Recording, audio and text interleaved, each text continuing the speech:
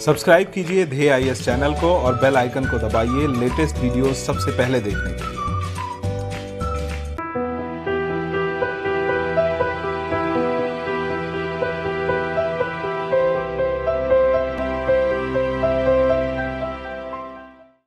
नमस्कार, मैं सुनील वर्मा ध्येय आईएएस टीम की ओर से आपका स्वागत करता हूं ध्येय टीवी पर। हम बात करेंगे डेली करंट अफेयर्स के अपने प्रोग्राम पर, जैसा कि हम प्रतिदिन करते आए हैं। इस वीडियो में हम बात करेंगे मोसाद के विषय में, समझने का प्रयास करेंगे कि मोसाद है क्या, काम कैसे करता है, यह अपने ऑपरेशंस को कैसे अंजाम देता है और वर्तमान समय में यह क्यों चर्चा में बना हुआ है। ये भी समझेंगे कि हाल ही में मोसाद ने जिस ऑपरेशंस को अंजाम दिया है उसमें अमेरिका और इजराइल की भूमिका क्या थी, अमेरिका और इजराइल ने किस घटना का बदला लिया है, और साथ ही समझेंगे कि मोसाद ने जिस व्यक्ति को मारा है उसका अल-कायदा से क्या संबंध है और अमेरिका और इजराइल कितने सालों से उसके पीछे पड़े हुए थे। आइए इसको हम समझने का प्रयास करते हैं। यह वीडियो काफ़ी इंटरेस्टिंग आपके लिए होने वाला है। सबसे पहले थोड़ा सा आप ईरान के मैप को देखिए। ईरान के मैप को अगर आप देख पा रहे हैं तो आपको पता चलेगा कि यहाँ पर पर्शियन गल्फ है और पर्शियन गल्फ के एक तरफ सऊदी अरबिया है और दूसरे तरफ ईरान है। ईरान के जो समीपवर्ती देश हैं इनको थोड़ा ध्यान से देख लीजिए, इनका जिक्र बार बार आएगा। सबसे पहले देखिए पाकिस्तान इसके साथ बाउंड्री शेयर करता है। अफगानिस्तान को देख लीजिए और फिर यहाँ पर जो पर्शियन गल्फ है इसको देख लीजिए, और यहीं बगल में अगर देखेंगे तो आपको इराक दिखाई देगा। इस मैप को देखने के बाद अब देखिए इस मैप को, और इस मैप को अगर आप देख पा रहे होंगे तो आपको दो पॉइंट दिखाए जा रहे हैं। एक है तेहरान का और दूसरा है इजराइल। तेहरान जो है ईरान की राजधानी है और जो इजराइल है यहाँ के संगठन ने यहाँ अर्थात ईरान में घुसकर तेहरान में एक आतंकी को मारा। इसके बाद थोड़ा सा अगर हम समझें तो इस मैप को भी हमें थोड़ा समझना होगा। यह जो मैप है यह है इजराइल का। इजराइल के मैप को अगर आप देख पा रहे होंगे तो ये बाउंड्री शेयर करता है इजिप्ट के साथ, जॉर्डन के साथ, सीरिया के साथ, लेबनान के साथ, और इसके अगर पश्चिम में देखेंगे तो आपको फिलिस्तीन दिखाई देगा। यह जो देश है अपने रक्षा के लिए कुछ भी करता है और वर्तमान समय में भी कुछ ऐसा ही हुआ। थोड़ा सा बैकग्राउंड समझेंगे जिससे हम इजराइल की स्ट्रेटेजी को समझ सकें और मोसाद की भूमिका को भी समझ सकें। सन 1914 में जिस समय पहला विश्व युद्ध हुआ, वर्तमान जो इजरायली क्षेत्र है जिसको मैंने आपको दिखाया यह तुर्की के कब्जे में था। सन 1917 में ब्रिटिश सेनाओं ने इस क्षेत्र पर अधिकार कर लिया, अर्थात ब्रिटिश आधिपत्य में यह क्षेत्र आ गया। 2 नवंबर 1917 को ब्रिटिश विदेश मंत्री बाल्फोर ने घोषणा की कि इजराइल को ब्रिटिश सरकार क्या करेगी, यहूदियों का धर्म देश बनाना चाहती है जिसमें संसार के यहूदी आकर यहाँ बस सके। आपको पता है कि जो यहूदियों का नरसंहार का मुद्दा है, उनके विस्थापन का मुद्दा है, इस समय काफ़ी जोरों पर था। ऐसे समय में एक काफ़ी महत्वपूर्ण निर्णय था। इस घोषणा के बाद इजराइल में यहूदियों की संख्या बढ़ती गई और इसी संख्या बढ़ती हुई संख्या और अनेक प्रयासों के बाद 14 मई 1948 को इजराइल एक देश के रूप में अस्तित्व में आया। इसके जो पहले प्रधानमंत्री थे वह थे डेविड बेन गुरियन और इन्हें इजराइल का संस्थापक भी माना जाता है। अब जब इजराइल एक नया राष्ट्र बना तो इसके सामने दो प्रमुख चुनौतियां थी। पहली चुनौती थी अपने पड़ोसी देशों अर्थात लेबनान, सीरिया, जॉर्डन, फिलिस्तीन और मिस्र से अपनी सीमा की सुरक्षा करना, जिनके साथ ये बाउंड्री शेयर करता। ये जो देश हैं यह मुस्लिम समुदाय वाले देश हैं और जो इजराइल है वह क्या है, यहूदी समुदाय और यहूदी धर्म को मानने वाला देश है। तो काफ़ी कॉन्फ्लिक्ट हैं, कई प्रकार के विवाद हैं और साथ ही साथ आपने कई युद्धों का जिक्र सुना होगा। यहाँ पर हम उसमें नहीं जाएंगे, हम बस आपको चुनौती बताना चाहते हैं कि इजराइल के सामने कौन सी चुनौती है।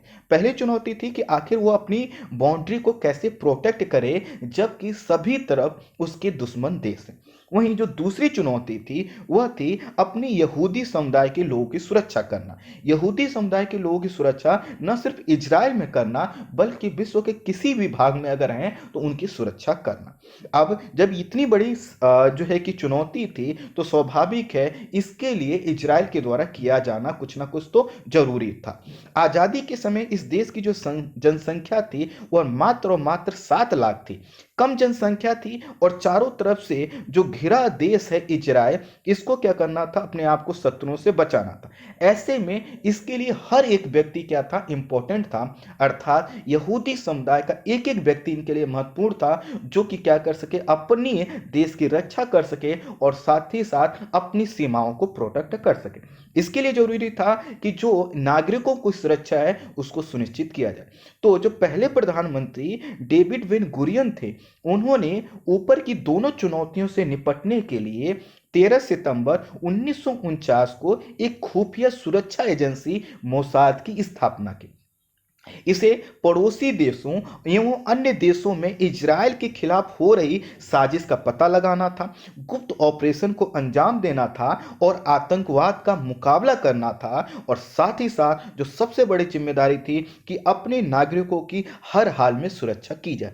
अर्थात मोसाद जो है कि एक क्या था, संगठन बनाया गया जो कि क्या कर सके, पता कर सके कि उसके खिलाफ क्या क्या साजिशें हो रही हैं, उन साजिशों में कौन व्यक्ति शामिल है, कैसे उसको जो है कि इस दुनिया से विदा किया जा सकता है, कैसे इजराइल के खिलाफ हो रही साजिशों को रोका जा सकता है, और साथ ही साथ कैसे इजराइल के खिलाफ कार्य करने वाले व्यक्ति और समुदाय के अंदर कैसे डर पैदा किया जा सकता है, इसकी जिम्मेदारी दी गई मोसाद को। 1950 में इजराइल ने क्या किया, अपने संसद में एक कानून पास किया जिसके तहत दुनिया के किसी भी क्षेत्र में बसे यहूदी समुदाय को इजराइल में आकर बसने की स्वतंत्रता दी गई और साथ ही साथ सुरक्षा का प्रावधान भी किया गया। अर्थात यह कहा गया कि यह जो इजराइल की राष्ट्रीय नीति का हिस्सा होगा कि वह यहूदी समुदाय की क्या करे, रक्षा करे। अर्थात इजराइल में कोई भी व्यक्ति सर्वे सर्वा हो, लेकिन उसकी पहली जो पॉलिसी होती है वह होती है इजरायली समुदाय की रक्षा करना। यहाँ की जो जनसंख्या है अभी भी 1 करोड़ से कम है, बावजूद यह देश अपने अस्तित्व के लिए क्या है, अभी भी मजबूती से खड़ा हुआ है। यहाँ की जो सरकार और एजेंसियां हैं ये सुनिश्चित करती हैं कि उनका हर नागरिक हर हाल में सुरक्षित रहे। यहाँ की राष्ट्रीय नीति का भी यही क्या है, हिस्सा है। यदि कोई संगठन या देश इजरायली नागरिक की सुरक्षा को खतरे में डालता है तो इजराइल अपनी पूरी इच्छा शक्ति से उससे लड़ता है, जिसमें मोसाद का योगदान सबसे ज्यादा होता है। मोसाद की नीति यह भी शामिल है कि यदि किसी देश, संगठन या व्यक्ति ने इजराइल नागरिक को हताहत किया है तो वह उसका बदला अवश्य लेगा। ये बदला इसलिए लेगा ताकि वह डर पैदा कर सके और यह बता सके कि वह अपने नागरिक पर हुए हमले को कभी भूलता नहीं। मोसाद को इजराइल की किलिंग मशीन कहा जाता है, जो इजराइल के दुश्मनों को पूरी दुनिया में खोजकर मारती है। मारने का मकसद सिर्फ बदला लेने नहीं होता, बल्कि मोसाद के दुश्मनों के अंदर यह डर पैदा करना होता है कि इजराइल से दुश्मनी ठीक नहीं है। मोसाद में इजरायली सेना के सबसे जो सर्वोच्च लोग होते हैं, सबसे अच्छे लोग होते हैं, उनको शामिल किया जाता है। इसमें लगभग 2000 लोग अपनी सेवा देते हैं और इसमें शामिल होना गौरव माना जाता है।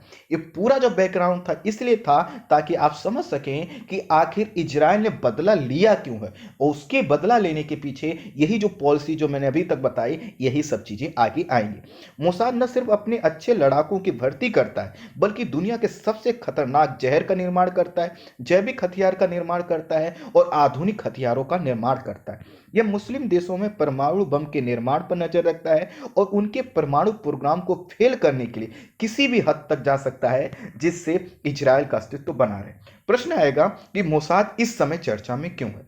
तो दरअसल क्या हुआ था, 7 अगस्त 2020 को ईरान की राजधानी तेहरान में रात के समय सफेद रंग की एक कार में सवार एक युवक और युवती की हत्या कर दी गई थी। मीडिया रिपोर्ट्स के मुताबिक युवक की जो उम्र थी 55 से 50 साल बताई गई और युवती की उम्र जो है कि 26 से 27 साल बताई। और गोली मारने वाले जो लोग थे वह मोटरसाइकिल पर सवार थे और उन्होंने साइलेंसर लगे बंदूक का इस्तेमाल किया था। तो ये एक आम घटना की तरह ही लगी। और घटना कब की है, 7 अगस्त 2020। 7 अगस्त 2020 का इतिहास में आगे बताऊंगा तो ये आपको पूरा घटनाक्रम जोड़ता हुआ नजर आएगा। कुल मिलाकर 7 अगस्त की घटना है। फिर अब हम क्यों डिस्कस इसलिए कर रहे हैं क्योंकि इसमें नया जो है कि एंगल सामने आया। ईरान की मीडिया के अनुसार जो मारे गए आदमी का नाम बताया गया 7 अगस्त की घटना के बाद, वह था हबीब दाऊद। अर्थात जब 7 अगस्त की घटना हुई तो उसके बाद जो मीडिया रिपोर्ट्स आई उसमें कहा गया था कि जो व्यक्ति मारा गया इसका नाम है हबीब दाऊद, और वह पेशे से क्या है इतिहास का प्रोफेसर था और लेबनान का व्यक्ति था। युवती को जो युवती साथ में थी उसको बताया गया कि उस व्यक्ति का वह बेटी थी और उसका नाम था मरियम। लेकिन लेबनान के अनुसार ऐसा कोई प्रोफेसर और व्यक्ति नहीं था जिसे यह क्या है हत्या की जो पहली थी वह क्या होगी और उलझ गई। उलझ इसलिए गई क्योंकि पता नहीं चल पा रहा था कि अगर वो व्यक्ति था क्या। पहली का पर्दा उठा है 13 नवंबर को, और न्यूयॉर्क टाइम्स की एक रिपोर्ट के अनुसार 7 अगस्त को तेहरान में मारे गए आदमी का नाम हबीब दाऊद नहीं बल्कि अब्दुल्ला अहमद अब्दुल्ला उर्फ अबू मोहम्मद अल मसरी था। तो अबू मोहम्मद अल मसरी जो है ये क्या था, इसी को मारा गया है। और अबू मोहम्मद अल मसरी इसका जन्म हुआ था मिस्र में, जो मिस्र की फुटबॉल टीम का एक खिलाड़ी रहा था और 16 साल की उम्र में जिहादी बन गया था। तो इसके जिहादी बनने की जो घटनाक्रम है और इसने जिन आतंकी घटनाओं को अंजाम दिया है उसका कनेक्शन है इजराइल और साथ ही साथ अमेरिका से। हुआ क्या था कि वर्ष 1979 में सोवियत संघ ने अफगानिस्तान पर जब हमला किया तो उससे लड़ने के लिए एक जिहादी फौज तैयार की गई जिसमें अल मसरी भी था। अर्थात वह मिस्र से कहां चला गया, अफगानिस्तान चला गया। अफगानिस्तान में यह लड़ाई लगभग 10 साल तक चली और 1989 में सोवियत संघ अफगानिस्तान से बाहर निकल गया। बाहर निकलने के बाद अल मसरी ने मिस्र लौटने की कोशिश की लेकिन सरकार ने अनुमति नहीं दी। इसके बाद अल मसरी ने ओसामा बिन लादेन के साथ अल-कायदा की नींव रखी, अर्थात यह अल-कायदा के संस्थापकों में से एक है। अल मसरी अल-कायदा के प्रमुखों में शामिल किया जाता है और वर्तमान समय में अल जवाहिरी के बाद अल-कायदा का जो सबसे प्रमुख व्यक्ति था वह था अल मसरी।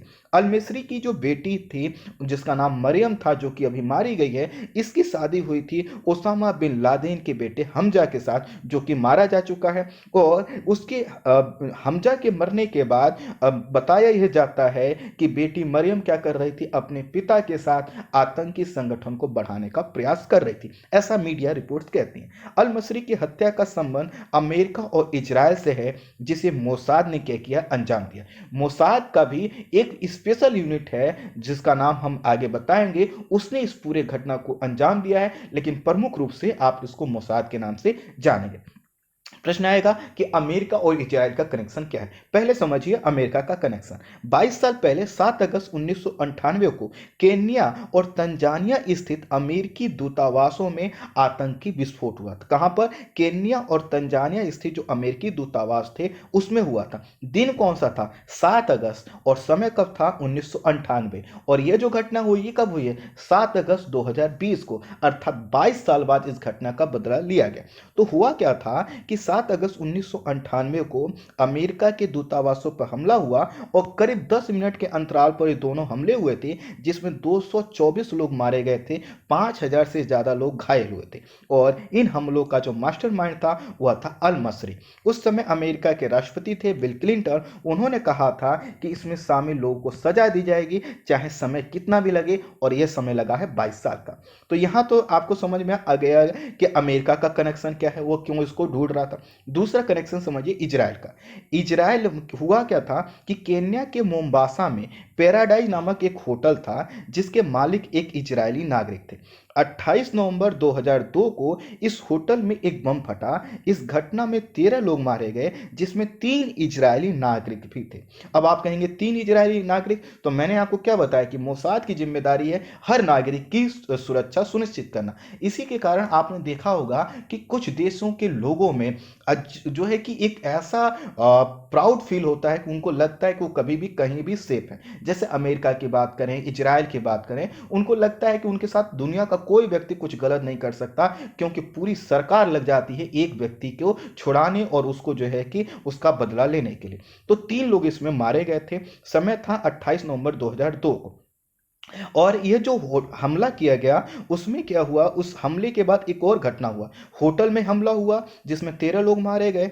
होटल में हमला के समय ही जो है कि 60 इजरायली पर्यटक उस होटल में मौजूद थे। माना गया कि उन्हीं को टारगेट करने के लिए ये ब्लास्ट किया गया था। और जब ये हमला किया गया था वह क्या था, यहूदी त्योहार हानुका के एक रोज पहले किया गया था। अर्थात इसका पूरा कनेक्शन था यहूदी समुदाय और इजरायली लोगों को टारगेट करना। 28 नवंबर को एक और घटना हुई थी इजराइल के खिलाफ। और हुआ यह था कि जब होटल पर धमाका हुआ उसके कुछ समय बाद ही मोम्बासा एयरपोर्ट से उड़ान भर चुके एक इजरायली यात्री विमान पर 2 मिसाइलें दागी गईं। इस विमान में 271 लोग सवार थे। गनीमत यह रही कि मिसाइलें जो है कि विमान से नहीं लगी, जिससे इन लोगों की जान बच गई।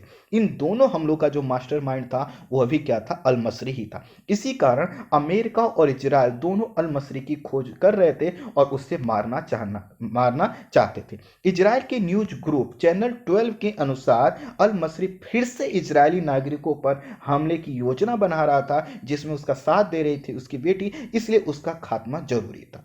खबरों के मुताबिक यह हत्या अमेरिका और इजराइल का एक ज्वाइंट ऑपरेशन था, जिसमें अमेरिका को उसकी लोकेशन खोजना था, उसका पता बताना था और इजराइल को टारगेट को क्या करना था, निशाना बनाना था। और ऐसा हुआ भी। हालांकि इजराइल और अमेरिका ने अल मसरी की हत्या पर कोई आधिकारिक बयान नहीं दिया है, लेकिन उनके मोस्ट वांटेड की लिस्ट में अल मसरी सबसे ऊपर था। अब प्रश्न आएगा कि जो बाइक पर सवार लोग थे ये कौन थे। तो इजरायली मीडिया रिपोर्ट्स के मुताबिक इजराइल की ओर से इस ऑपरेशन को अंजाम दिया गया है मोसाद की एक खास एलिट विंग, जिसका नाम है किदोन। हिब्रू भाषा में किदोन का मतलब होता है भाले की नोक। भाले की नोक का मतलब क्या है कि यह उस चीज को अंजाम देते हैं जो सबसे खतरनाक है। सोचिए, आपको कहा जाए कि आपको भाले की नोक पर चलना है, इसका मतलब क्या है कि थोड़ा सा भी बैलेंस बिगड़ा तो आप क्या है, जान से प्यारे हो जाएंगे। ठीक यही काम किदोन करता है। किदोन को दुनिया के सबसे रहस्यमय, सबसे कारगर और सबसे खतरनाक स्पेशल ऑपरेशन की यूनिट माना जाता है। इवन इसमें अमेरिका, ब्रिटेन, दुनिया के सबसे जो अच्छी इंटेलिजेंस एजेंसियां हैं उनके भी जो लड़ाके हैं इससे ट्रेनिंग लेते हैं। यह इसकी खासियत है। अर्थात ये दुनिया की सबसे खतरनाक, सबसे अच्छी जो है कि क्या मानी जाती है, यूनिट मानी जाती है। और इसमें शामिल होते हैं मोसाद के सबसे अच्छे एजेंट्स। मैंने मोसाद के विषय में क्या बताया कि दुनिया के जो सेना के सर्वोच्च उसमें अच्छे कमांडोज होते हैं, अच्छे अफसर होते हैं, उनको मोसाद में शामिल किया जाता है। और मोसाद में भी लगभग जो 2000 लोगों का ग्रुप है उसमें से शामिल किया जाता है किडोन को। और किडोन के पास क्या है, सबसे जो हाई प्रोफाइल केस होते हैं उनको डील करने की जिम्मेदारी होती है। अर्थात यह क्या करते हैं, दुनिया के सबसे सुरक्षित स्थान में भी सेंधमारी कर सकते हैं। मैं यहां पर ज्यादा नहीं जाऊंगा, लेकिन मैं ये बताऊं कि अमेरिका का व्हाइट हाउस भी सेफ नहीं रहता है, यह वहां तक सेंधमारी कर चुके हैं। और यह जो किसी भी घटना को, ऑपरेशन को अंजाम देते हैं तो इनकी सबसे बड़ी बात है कि ये कोई सबूत नहीं छोड़ते। हाँ, प्रश्न आएगा फिर पता कैसे चलता है दुनिया को। दरअसल क्या है कि इनकी एक टीम है जो यह सुनिश्चित करती है कि किस चीज को बताना है, किस चीज। जब ये ऑपरेशन को अंजाम दे देते हैं फिर कहते हैं कि हमने इस घटना को अंजाम दिया। उद्देश्य यह होता है कि ताकि वो दुनिया को बता सकें कि देखो हमने कैसे तुम्हारे घर के अंदर घुसकर इन चीजों को अंजाम दिया है। हो सकेगा अगर आपको ये वीडियो पसंद आएगा तो आप मुझे बताइएगा। मैं आपको मोसाद के कुछ ऑपरेशंस बताऊंगा जिसको सुनकर आपको लगेगा कि ये जो है कि फिल्मी हकीकत हो सकती है, ये वास्तविक हकीकत नहीं हो सकती। लेकिन ये जो मोसाद की घटनाएं हैं, उनके जो ऑपरेशन हैं वह ऐसे होते हैं जो कि किसी फिल्म के सीन से भी काफी अच्छे होते हैं। खैर, उनका अलग जिक्र करेंगे। तो हुआ क्या कि किदोन ने इसको अंजाम दिया।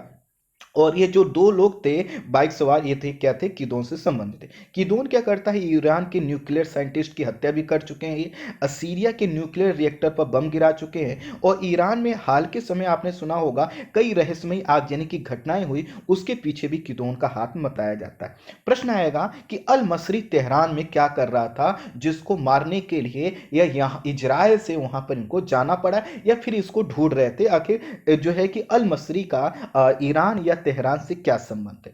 तो हुआ क्या, थोड़ा सा इसके बैक में हम जाते हैं। नवंबर 1991 में सऊदी द्वारा ओसामा बिन लादेन जो है कि पाकिस्तान सऊदी अरब ने क्या किया, ओसामा बिन लादेन की जो नागरिकता है उसको समाप्त कर दिया। इसके बाद पाकिस्तान के रास्ते जो है कि यह ओसामा बिन लादेन सूडान पहुंचा और सूडान में हसन अल तुराबी जो कि वहाँ का एक नेता था, उसने लादेन को सपोर्ट किया, उसको संरक्षण दिया, उसको प्रोटेक्ट किया।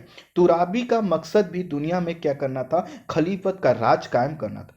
जो तुराबी था, इसी के माध्यम से ही क्या हुआ, लादेन ईरान के संपर्क में आया और संपर्क का उद्देश्य यह था कि इजराइल और अमेरिका के खिलाफ हमले को अंजाम देना। अर्थात यहाँ पर ईरान और जो अल कायदा या उसामा बिन लादेन के जो कि मंसूबे थे वह एक हो गए और यहीं से क्या हुआ कि जो है कि दोनों के बीच नज़दीकी बढ़ने लगे। सूडान में भी लादेन ज़्यादा समय तक नहीं टिक पाया और 1996 में सूडान उसको छोड़ना पड़ा। इसके बाद वो अफगानिस्तान चला गया। फिर आपको पता है कि 9/11 की घटना होती है और 9/11 की जो घटना अमेरिका पर होती है, इसके बाद क्या किया, अमेरिका ने अफगानिस्तान पर हमला कर दिया। इसके बाद अलकायदा को जिन दो जगहों पर पनाह मिली उसमें पाकिस्तान के अलावा एक और देश था जिसका नाम था ईरान। और यही जो ईरान है वर्तमान में, इसीलिए मैंने आपको लोकेशन इसको दिखा दिया।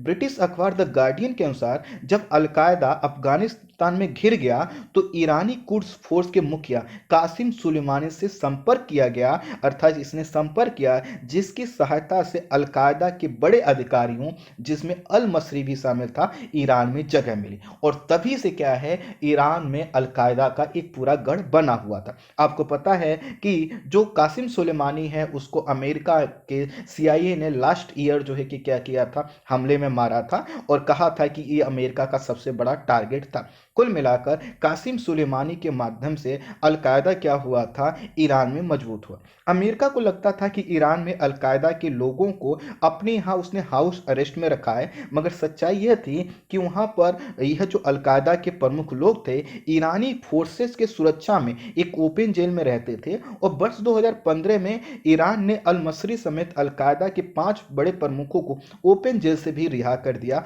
और रिहा होने के बाद भी अल मसरी यहीं तेहरान में रह रहा था और जिसकी खोज क्या कर रहा था, अमेरिका और इजराइल लंबे समय से कर रहे थे और वह अंजाम देना चाहते थे। और इसी के तहत तेहरान में जो है कि मोसाद ने घुसकर इस घटना, इस ऑपरेशन को अंजाम दिया है।